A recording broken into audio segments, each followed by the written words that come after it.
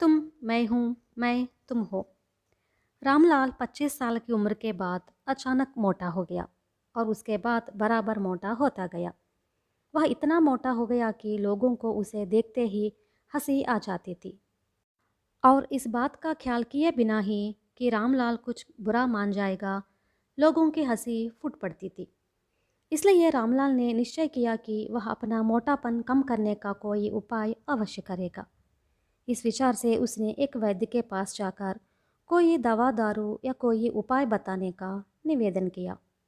वैद्य ने सलाह दी कि तुम प्रतिदिन 2 कोस बिना रुके दौड़ने का अभ्यास करो। 1 महीने के अंदर तुम्हारा मोटापा दूर हो जाएगा। 2 कोस की दूरी का मतलब यही कि सबके चलने फिरने के रास्ते पर ही दौड़ लगानी होगी। वह विचार कर भी रामलाल ने दौड़ना शुरू कर दिया।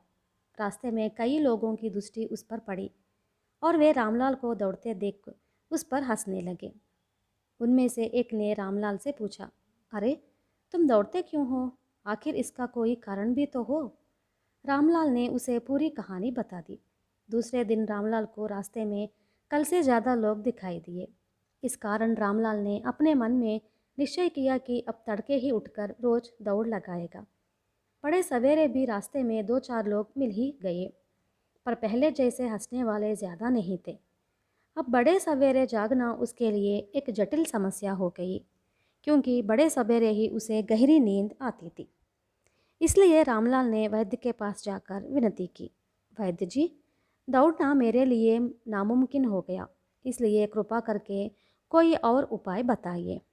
वैद्य ने सलाह दी, यदि दौड़ना नहीं चाहते तो खाना थोड़ा कम कर दो।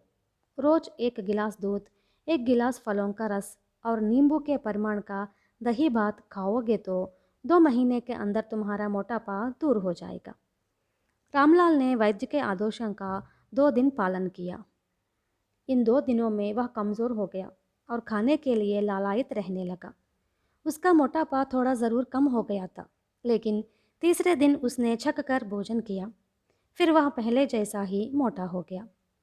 रामलाल फिर वैद्य के पास पहुंचा और बोला, वैद्य जी, मैंने 2 दिन आपकी सलाह का पालन किया, थोड़ा लाभ हुआ, लेकिन बहुत कमज़ोर हो गया। इसलिए तीसरे दिन से मैंने पहले जैसा भोजन शुरू कर दिया और फिर मोटा हो गया हूँ। कृपया साफ साफ बताइए कि मुझे कितने दिनों तक कम आहार लेना होगा। कितने दिन क्या, तुम्हें ज़िंदगी भर कम आहार लेना होगा, लेकिन जब तुम पहले जैसे ज़्यादा खाना खाने लग जाओगे तब फिर तुम्हारा मोटापा बढ़ जाएगा। यह तुम्हारे शरीर की बनावट है, वैद्य ने स्पष्ट करते हुए कहा। जिंदगी भर भूखे रहकर पेट को जलाना मेरे लिए असंभव न होगा। कृपया कोई और उपाय हो तो बताइए, रामलाल ने विनती की। वैद्य ने कुछ सोच विचार कर कहा, मेरे पास एक विशेष प्रकार की दवा है, उसका सेवन करो।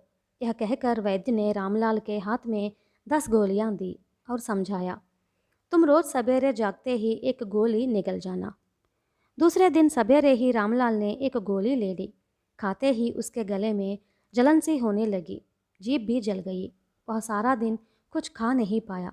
शायद गोली के अंदर कोई बलकारक आहार रहा हो, इसलिए उसे कमज़ोरी महसूस नहीं हुई।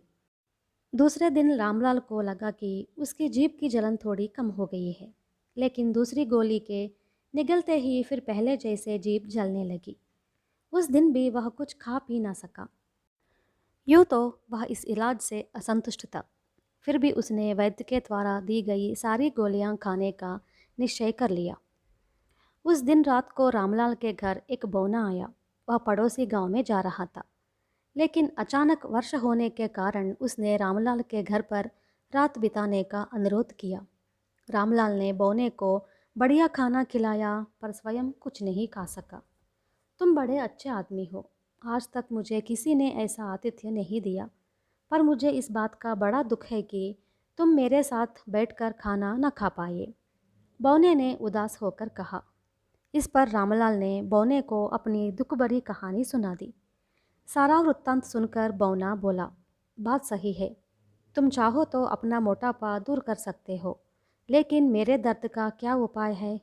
क्या मुझे लंबा बनाने की कोई दवा है? लोग मुझे भी देखकर हंसते हैं। लेकिन अपने बौनेपन को दूर करने के लिए मैं कुछ भी नहीं कर सकता। हाँ हाँ, सचमुच तुम्हारी हालत मुझसे भी ज़्यादा शोचनीय है, रामलाल ने सहानुभूति के स्वर में कहा। तुम जिस हालत को शोचनीय बताते हो वह मेरी नहीं बल्कि तुम्हारी है, बौने ने कहा। सो कैसे? रामलाल ने आश्चर्य से पूछा। अगर तुम मोटे हो तो इसमें तुम्हारी कोई हानि नहीं है। तुम अपने सारे काम बखूबी कर पा रहे हो, पर सभी लोग तुमको देखकर हंसते हैं। इस कारण तुम अपने मोटेपन को कम करना चाहते हो। इसका मतलब है कि तुम अपने लिए नहीं बल्कि हंसने वालों के वास्ते श्रम उठाना चाहते हो। ऐसी हालत में तुम्हारी स्थिति शोचनीय नहीं है तो और क्या? तब क्या कोई तुम्हें देख हंस पड़े तो तुम्हें दुख न होगा?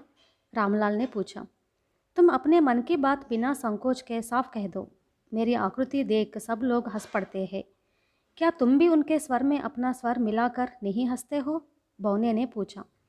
रामलाल ने मान लिया कि बौने का कहना सच है। इस पर बौने ने कहा, इसी प्रकार तुम्हारी आकृति देखकर हंसने वालों के साथ मिलकर मैं भी हंस देता हूँ। बात सही है ना? बौने ने पूछा। बात सही है। तुम्हारी आकृति को देख मुझे और मेरी आकृति को देख तुम्हें भी हंसी का आना सहज है, रामलाल ने कहा। यही असली सत्य है।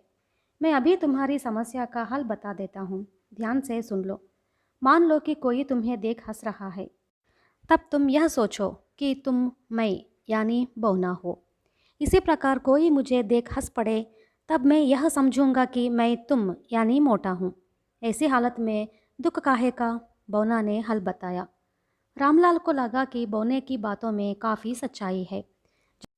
जब हमारा स्वास्थ्य ठीक है तब यह सोचकर कि हमारे शरीर को देख कोई हंस रहा है, अपने शरीर को दुख क्यों दे?